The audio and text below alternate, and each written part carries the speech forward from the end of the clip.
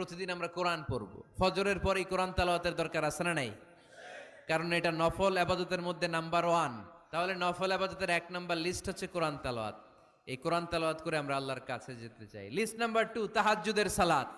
রব্বুল আলামিন বলেন, ওমিনাল লাইলি ফাতাহাজ্জাদ বিহি নাফিলাতাল লাকা আসা আন ইয়াবআসাকা মাকামাম মাহমুদা। রাত্রিবেলায় যে ব্যক্তি তাহাজ্জুদের সালাত আদায় করবে তার মর্যাদা বাড়িয়ে দেয় কে? আল্লাহর নৈকট্য পাওয়ার 3 নম্বর নফল ইবাদত হচ্ছে দোয়া করা। কি করা?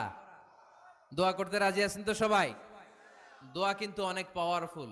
আর দোয়া মুখুল ইবাদা, দোয়া হচ্ছে ইবাদতের নির্যাস। যে দোয়া করলো না সে কিচ্ছু করলো না, ঠিক কিনা? যার দোয়া মিস তার সব মিস, ঠিক কিনা? এজন্য নামাজের মধ্যে আমরা দোয়া করি। এখন চিল্লায় পড়ে না আমিন।